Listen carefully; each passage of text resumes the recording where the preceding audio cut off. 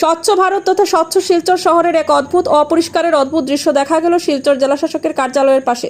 গত দিনে আগে স্বচ্ছতা নিয়ে রাজ্য স্তরের 4টি শহরের মধ্যে পুরস্কার পেয়েছিল শিলচরে। অন্যদিকে সদ্য শিলচর পৌরসভা পৌর নিগমে পরিণত হওয়ার পর চারিদিকে আবর্জনা পরিষ্কারের কাজ দ্রুত গতিতে চললেও শিলচরের সবচেয়ে গুরুত্বপূর্ণ স্থান হিসেবে গণ্য করা হয় কাছাড়ে জেলাশাসকের কার্যালয় চত্বর। এখানে জেলা উচ্চ পর্যায়ের সকল স্তরের কর্মী সহ নেতা মন্ত্রী ও সাংবাদিক বুদ্ধিজীবী মহলের চলাফেরা আনাগোনা লেগেই থাকে। কিন্তু ঠিক জেলাশাসকের কার্যালয়ের পাশে ও পুলিশ সুপারের বাসভবনের পাশে গলিতে এই আবর্জনা স্তূপ প্রায় সময়ই দেখা যায়। এদিকে গলিটিতে রয়েছে ঐতিহ্যবাহী সরকারি বালিকা বিদ্যালয়। স্তূপ থাকা আবর্জনা পরিষ্কারের অভাবে ছাত্রী দুর্গন্ধের কারণে চলাফেরা করতে অসুবিধা দেখা দেয়।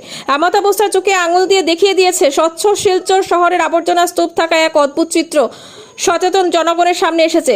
এই বিষয়টি নিয়ে শিলচর পৌর নিগমের স্বচ্ছতা নিয়ে কতটা গুরুত্ব সহকারে কাজ করছে এ নিয়ে প্রশ্ন উঠে আসছে জনমনে।